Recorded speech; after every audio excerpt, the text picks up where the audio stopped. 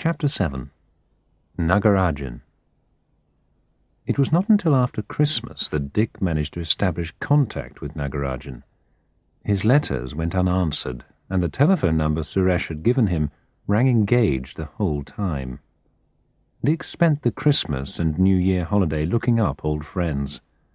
Eventually he received a card from Nagarajan, inviting him to visit at your earliest convenience. Dick took the early morning flight to Bangalore and checked into the West End Hotel, his favourite hotel in the whole of India. It was still an island of peace in a city which had gone wild with development. The rooms were in separate buildings surrounded with gardens and trees. The service was efficient and polite, and the rooms comfortable and spacious. It took Dick some time to get through to the number in Devanahali. Nagarajan eventually came to the phone. He sounded vague and confused, but the line crackled so badly that Dick could not really tell. He managed to communicate his message, that he would be coming over to Devanahali the next morning. Nagarajan told him he would be welcome. Dick took an early breakfast on the terrace of the West End. He ordered idlis with masala and chutney, and the jet-black Southern Indian filter coffee. The grass in the garden was wet with dew, and he wrapped himself tighter in his Kashmiri shawl to keep warm. There had been a wedding party in the garden the night before. Now the grass was littered with fading orange marigold garlands and bruised jasmine flowers, turning from white to brown. He wondered how long the newly married couple's happiness would last. He hoped it would be longer than the brief beauty of these flowers. He hired a car with a driver for the day, and by 8 they were threading their way through the morning rush hour towards the northern exit from the city. Under the British Raj, Bangalore had been an army town, with wide tree-lined roads and comfortable bungalows.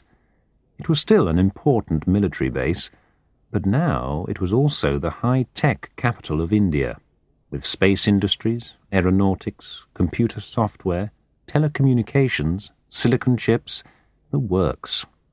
The bungalows were being rapidly replaced by high-rise blocks, shopping malls, and luxury apartments, and it now had the worst traffic pollution Dick had experienced for years. They passed the Maharaja's palace, hidden behind groves of eucalyptus trees, then out beyond the agricultural college and all the research institutes which were springing up along the road. They passed the Parsi Towers of Silence, where dead bodies were left exposed to be eaten by birds of prey. It looked abandoned, and did not seem to have been used for some time. The traffic was chaotic. Yellow auto-rickshaws weaving in and out of the traffic, sometimes carrying 7 or more people. Buses so overloaded that they sagged down at one corner. Lorries piled so high with sugarcane that they seemed about to turn over. Old cars driven by even older men, clutching the steering wheel as if their lives depended on it, and they did. Gradually, the traffic thinned as they got farther from the city. Rural India, the India of the villages, surrounded them again very soon after they left the city. Bullock carts moved slowly along, loaded with sugarcane, hay, groups of people. The road was lined with tamarind trees, many of them scarred by traffic accidents, and with families of monkeys playing under them. Beside the road, there were the dark green mango orchards, fields of grapevines, groves of coconut palms, silvery sugarcane plantations, small fields of red peppers, and, of course, the bare granite rock of the Deccan Plateau. They turned right at the road junction at Dodbalapur, taking the direction of Nandi Hills. Dick had heard about the hills, but never visited them. He did not realize then what an important role they were to play in his life. It was 10 when they arrived in Devanahali. It took some time before Shoked, the driver, located Nagarajan's house. They found it in a quiet lane, well away from the town centre. It was a single-story house, built from granite blocks, like all the other houses in the town. It was built around a courtyard, in the traditional southern Indian style. Nagarajan was waiting for Dick at the entrance. Dick was shocked when he saw Nagarajan. He was like a dried-up plant, brown and lifeless. They went into the courtyard of the house. Sitting in a shady corner, they began to talk. Nagarajan's daughter, Lakshmi, served them coffee. When Dick first saw Lakshmi, he felt he instantly recognized her, although he had never met her before. It was as if he had always known her. She was in her early 30s, or so he guessed. Her skin was dark, much darker than Nagarajan's, with a warm glow. It was her eyes which caught his attention first, dark pools in which her feelings surfaced. Her long, jet-black hair hung down her back. She wore a simple sari, which did not completely hide the outline of her full breasts and narrow waist. She moved with an indefinable grace. She was, quite simply, the most beautiful woman he had ever seen. Their eyes met briefly before she bent to pour the coffee. While Lakshmi busied herself with preparing lunch, Nagarajan told Dick that she was a widow. He had arranged her marriage to a boy from the same community, a computer software specialist. They had married at the boy's hometown near Udupi in North Karnataka when she was 22. By then she had completed her M.A. in English literature. It was time for babies, grandchildren to warm the old people's hearts and to justify their years of work and struggle. But no children came. And, 5 years later, Girijan, her husband, had died in a motorcycle accident. She had returned to her father and now took care of him in his retirement. That was the only role left to her. As they talked, Nagarajan drank. Dick had brought him a bottle of duty-free whiskey as a present. Nagarajan steadily drank his way through it. He had always been a heavy cigarette smoker, but now he smoked beedies, thin hand-rolled black tobacco sticks, which gave off an acrid smoke and choked anyone who inhaled it. The room was soon filled with smoke. "The horse races begin again soon," he said, coughing his dry smoker's cough. "I've got some good tips for winners this season. I could certainly use some extra money. The company pension is miserable. Look at this place." He gestured around him at the room they sat in, with its cement floor and bare stone walls. "I always knew there was something funny with that bitch Molly," he said, abruptly changing the subject.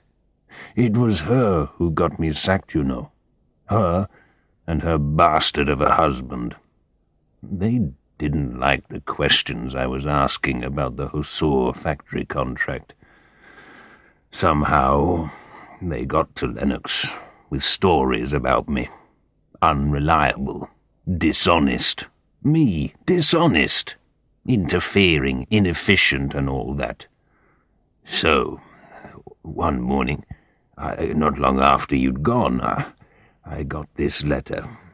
I'd been given early retirement, just like you. Only I got the minimum payment. There was nothing I could do about it. I wrote letters to Delhi, but never got a proper answer. What the hell was going on there, Dick?" "I'd hoped you might tell me," said Dick. "How is it that the Vishwanathans always seem to have so much power?" "Well, I don't know for sure, Dick," said Nagarajan, becoming more and more informal as the whiskey took its effect. He had never before called Dick by his first name. "But you know that they all knew each other in the old days, don't you? Madras was Lennox's first post with the company. I remember because I'd only just joined as a typist. Vish was a typist, like me, and Molly was a telephone operator. That Molly was quite a girl in those days. She knew how to enjoy herself all right. plenty of rumours about her, I can tell you. I think old Ned Outram, he was in the factory at the time as chief engineer. I think old Ned fancied her. They went out together, I think, for a while. I'm pretty sure it was Ned. I don't know. It's all mixed up in my mind now. Lennox was around too, without his wife to start with. She only came out to join him later. It was all such a long time ago. It wasn't long after that she went off to the UK on special leave. Molly, I mean. That caused some gossip, I can tell you. She told everyone she was going to look after her sick uncle in Birmingham. No one believed that, though. Some people even said she'd gone to have an abortion in secret. Well, I don't know about that, but I know she didn't waste any time in marrying Vish when she got back. And they never had any children. I always wondered about that. Of course, Lennox had gone to Egypt by then, on promotion. I always thought he was a crafty bastard, that one. Was it Ned? I don't know. Well, have another drink, Dick. Doesn't anyone know what she really did when she was in the UK? Asked Dick. Surely someone must know. Maybe Percy Hancock might know if he's still alive. He was in charge in Delhi at that time. He must have approved the leave. I always thought they were perfectly suited to each other. Molly and Vish, I mean. Both as evil as each other. I hate their guts. I just hope they get their punishment one day. Have another drink. Nagarajan's confused conversation was interrupted when Lakshmi brought them lunch. It was simple vegetarian food, rice, dal, and vegetable masala, with chapatis, but the aroma was delicious. Lakshmi, in traditional Indian style, did not eat with them. She would eat later. Dick ate hungrily, but Nagarajan only picked at his food while continuing to smoke yet another beedi. As soon as the meal was over, Nagarajan excused himself and tottered unsteadily across the courtyard to his room for an afternoon sleep, leaving Dick alone at the table. It was some time before Lakshmi returned to clear the dishes. She said nothing and went about her work with her eyes lowered, not looking at Dick. As she was about to leave the room, Dick asked her, "How is your father? What has happened to him?"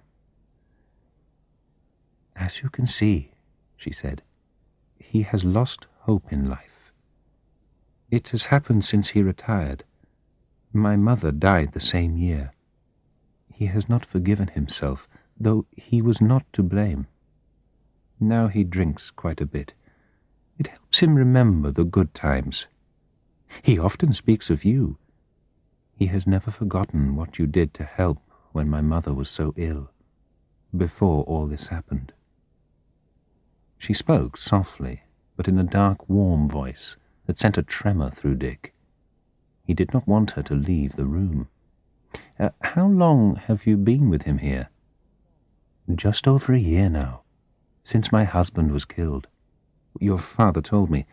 I'm so sorry. It must be very difficult for you." She raised her eyes to look straight at him. There were no tears, but they seemed full of hidden suffering. "It was an arranged marriage. We never... How can I explain? What has happened has happened.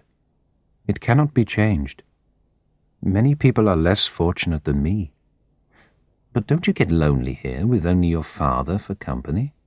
I am not lonely. It is not hard work to look after my father. As you can see, he eats little. He is often out of the house. I have time to think and to read. I read a lot. Books are good company. In any case, they are what I have." He was about to ask another question, anything to keep her with him for a few more minutes, when she suddenly changed the subject. "You must be feeling tired after your journey. I will show you the guest room. You can take a sleep too. My father will not wake until tea time." Their eyes met briefly before she led him across the courtyard to the room next to her father's. "Enjoy your rest. I will call you at tea time." She turned away from him and walked slowly back across the courtyard. He lay on the bed. His thoughts were confused. Molly and her mysterious year in Britain. Nagarajan's dead existence in this small town. His own sudden fascination for Lakshmi. The thoughts came and went, moved in and out of focus. If only, he thought. He was woken by a gentle knocking and Lakshmi's voice.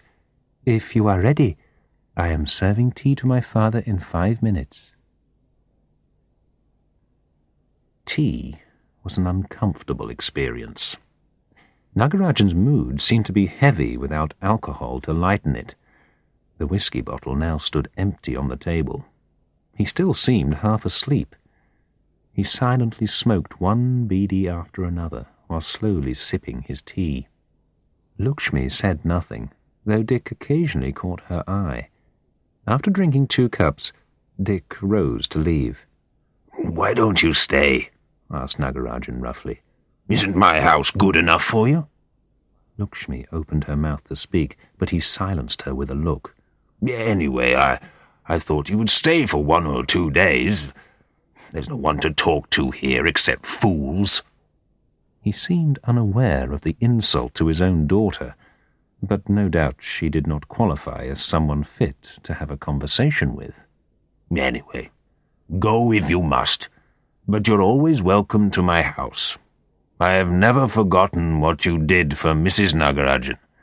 Ask Percy Hancock. He must know something." Dick left him slumped in an old chair in the corner of the darkening room, still smoking. The sound of his cough followed Dick out. Lakshmi accompanied him to the door leading to the street. His car was waiting.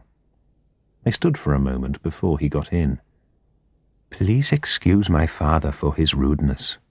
He doesn't mean it. It's the way he is now. It's not always easy to—" Her voice trembled as she looked down. He saw the tears filling her eyes. "There's nothing to excuse," said Dick. "I've had a good day and you've been very hospitable. I think I shall take your father up on his offer to come again."